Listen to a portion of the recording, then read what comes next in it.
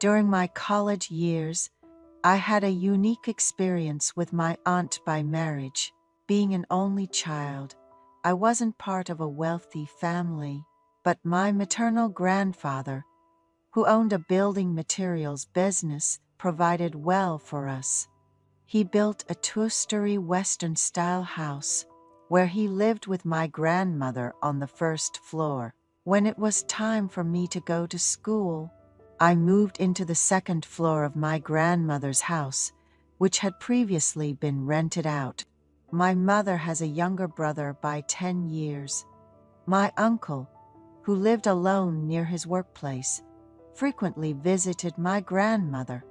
My parents ran a business in the local market, leaving my grandmother to raise me for the most part. During my senior year of high school, both my grandparents passed away within a month of each other, leaving our family in shock. A few months later, my mother's only brother got married. While my mother married in her early 20s and had me, my uncle, busy with his job, didn't marry until his 30s after being introduced to someone. He married a woman in her late 20s, having been an only child. The introduction of an aunt by marriage felt quite novel to me. I remember the first time I met her. She had a healthy complexion and a slim figure. She complimented me, saying, "I heard you're a great student. Just push through this semester and you'll be a college student. Hang in there," and generously gave me $200, telling me to buy whatever I wanted to snack on while studying. It felt exciting to receive allowances from someone who seemed more like an older sister than an aunt, despite the small age difference. My uncle took over the first floor of the house, previously used by my grandmother, and used it as their marital home. My aunt, who was cheerful and easygoing, seemed to have no complaints about living in the same house as her in-laws, replacing my busy mother who left early for the market and returned late. My aunt often called me downstairs to eat, insisting, "It's okay for a student to gain weight. Eat well now, you can lose weight later," and always prepare delicious meals. Cooking was her hobby, and she was good at it. Besides her beauty, her cool personality made me think I'd like to date someone like her. Once I entered college, my uncle worked in construction and often had to stay away from home for weeks due to out-of-town projects. Despite her busy life, my aunt took great care of me, especially considering my status as a student preparing for exams.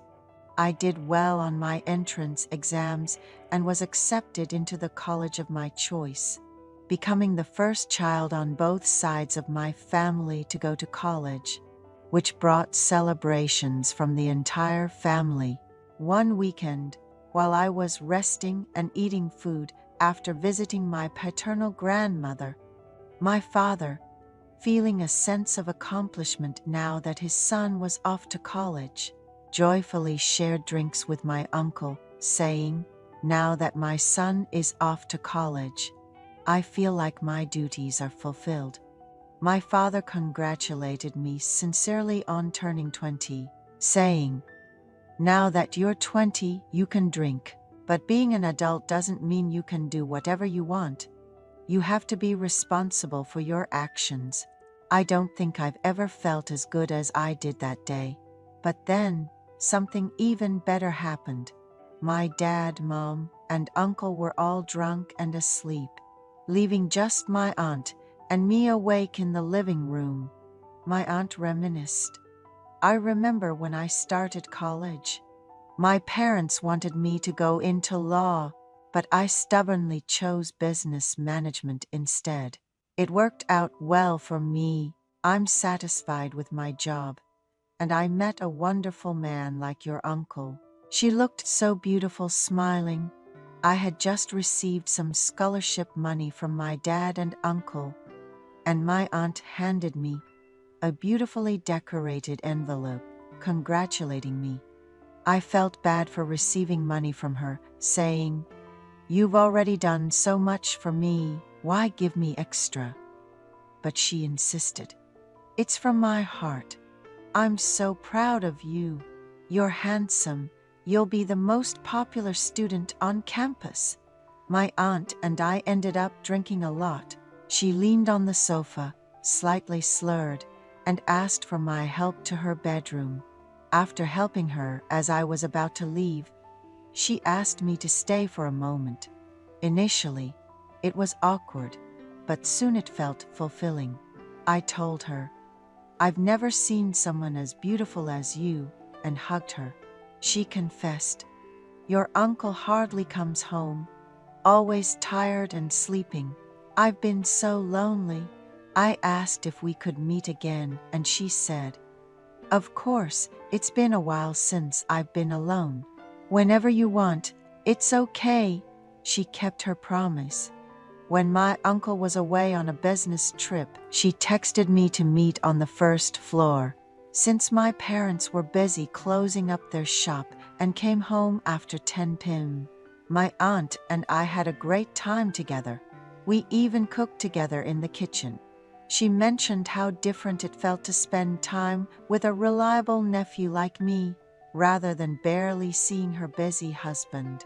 On days they met, the aunt would buy meat on her way home from work, and they'd grill it together, enjoying each other's company.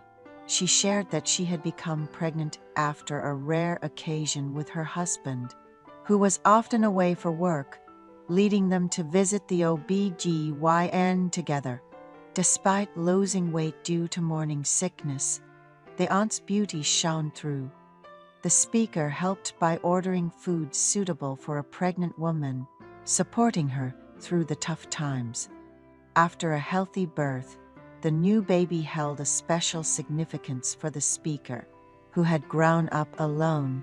They frequently visited the aunt and baby, taking on errands in the uncle's absence.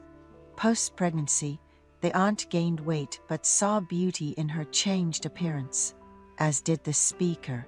They found moments to alleviate the aunt's loneliness, deeply enriching their early 20s. Now married with 3 children, the speaker fondly recalls these memories, often bursting into laughter at the thought of the aunt.